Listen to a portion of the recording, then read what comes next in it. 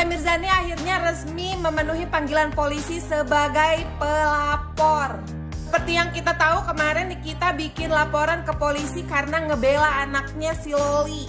Meskipun si Loli ini tetap gak peduli sama perjuangan emaknya yang ngebelain dia, tapi Nikita gak akan mundur guys. Pengaduannya juga gak main-main dong, abortion.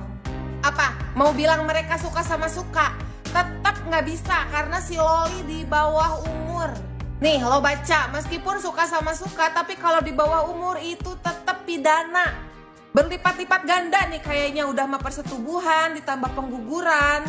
Loli lo mendingan cepetan sadar deh Loli. Lo lihat nih emak lo kasihan banget mati-matian. Dalam masalah ini gue bener-bener 100% ngedukung tindakannya Nikita.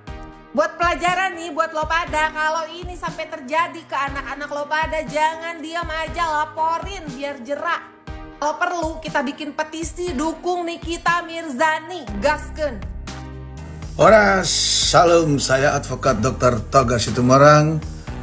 Yes, sangat mendukung.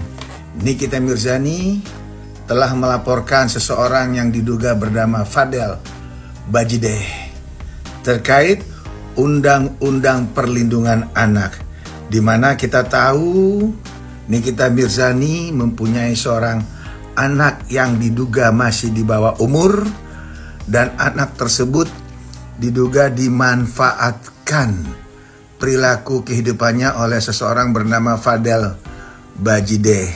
Dan anak tersebut, anaknya si Nikita Mirzani, sampai pernah melakukan aborsi 2 kali.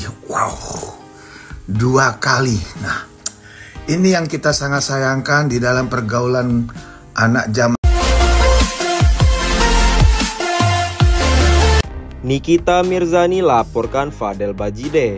Loli serang balik ibunya. Saatnya gua kasih tahu kebenaran. Sebelum kita mulai, silakan klik tombol subscribe terlebih dahulu agar tidak ketinggalan info menarik lainnya. Putri Nikita Mirzani, Loli, membongkar fakta sang ibunda. Nikita Mirzani melaporkan kekasih Loli, Fadel Bajideh. Kini putri sang aktris justru menyerang balik Nikita.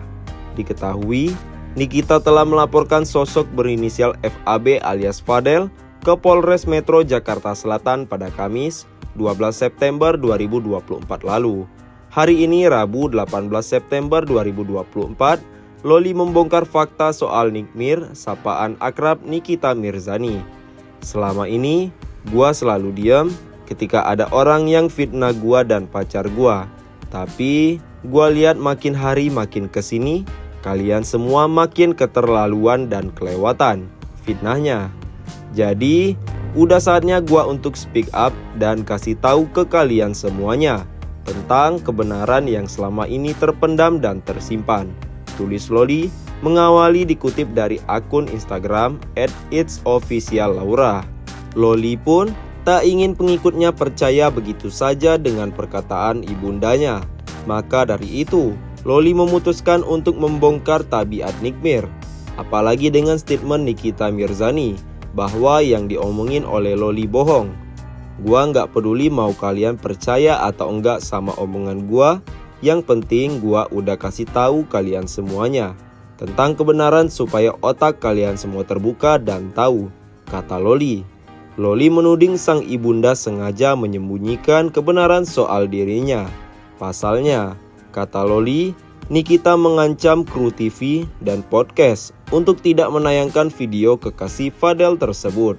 Sekedar info untuk kalian bahwa selama ini gua diam karena terpaksa. Kenapa terpaksa? Karena setiap gua diundang ke podcast ataupun TV show untuk kasih tahu tentang kebenaran, tidak ada satupun video gua yang ditayangin hingga sekarang. Tulis Loli. Ulah siapa? Ulahnya Nikita Mirzani. Karena dia ancam mereka untuk tidak memposting video gue, karena kalau mereka posting mereka diancam akan dipenjara. Lanjutnya, pemilik nama lengkap Laura Mezani Naseru Asri tersebut berujar mengetahui hal tersebut dari salah satu kru. Loli mengaku pernah diundang di podcast aktor sekaligus pebasket Denny Sumargo, namun tidak ditayangkan. Gua tahu dari siapa, karena krunya sendiri yang bilang dan kasih tahu gua. Salah satu yang pernah undang gua di podcast adalah podcastnya Denny Sumargo. Tanya aja ke dia langsung kalau kalian semua masih gak percaya sama gue. Tandasnya. Lebih lanjut, Loli membandingkan nasib dirinya dengan Nick Mir. Menurut Loli, dirinya kesulitan buka suara soal segala hal yang selama ini menimpanya. Sementara itu, kata Loli, ibunya bisa bebas mengutarakan hal yang menurutnya adalah kebohongan. Yolo, Ine, dan Cindy jadi saksi dari laporan Nikita Mirzani ke Fadel Bajideh. Seleb TikTok Yolo, Ine, dan Cindy menjalani pemeriksaan sebagai saksi dari laporan Nikita Mirzani ke Fadel Al-Fajar Bajideh atau Fadel Bajideh. Beberapa hari sebelumnya, Nikita dikabarkan akan melaporkan Fadel terkait persetubuhan anak dan aborsi kepada putri sulungnya Laura Mezani Naseru Asri atau Loli. Yolo diketahui kerap kali membahas kasus Loli di TikToknya sejak Cindy menjadi korban pemerasan uang oleh Loli. Sementara itu, Cindy merupakan sahabat Loli yang sering dijadiin tempat curhat saat Loli hamil, hingga aborsi yang diduga dilakukan 2 kali. Nikita Mirzani akhirnya secara resmi melaporkan Fadel ke Polres Metro Jakarta Selatan pada Selasa, 17 September 2024. Nikita datang menjalani pemeriksaan sebagai pelapor. Dalam kunjungannya itu, Nikita tidak datang sendiri. Ia ditemani kuasa hukumnya dan 3 orang saksi.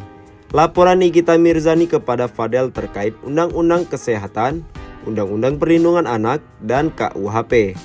Saat tiba di Polres Jakarta Selatan, Nikita menegaskan bahwa laporan untuk Fadel karena ia ingin memberikan pelajaran kepada pelaku sekaligus orang lain yang mungkin mengalami hal serupa kepada anak di bawah umur.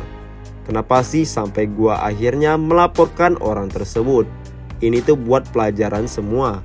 Anak yang masih di bawah umur diperlakukan tidak baik, tidak benar, tidak selayaknya. Ya kalian wajib lapor, kata Nikita Mirzani. Nikita menyerahkan keputusan mengenai langkah selanjutnya pada pihak kepolisian, khususnya Kepolisian Jakarta Selatan. Pertama, kan karena itu anak masih di bawah umur. Kedua, itu anak sudah melakukan hal-hal yang seharusnya tidak dilakukan untuk seumuran dia gitu. Tapi, ya sudah, ini kan sudah menjadi seperti ini. Jadi tinggal gimana nanti Bapak Kepolisian Jakarta Selatan menanggapi kasusnya, tambah Nikita. Dalam kesempatan yang sama, kuasa hukum Nikita, Fahmi Bajsmit, mengungkapkan bahwa laporan ini tidak ada kaitan dengan percintaan antara Loli dan Fadel, melainkan tindak kejahatan. Jadi saya katakan bahwa ini bukan soal percintaan, ini persoalan kejahatan yang dilakukan oleh seseorang terhadap anak di bawah umur.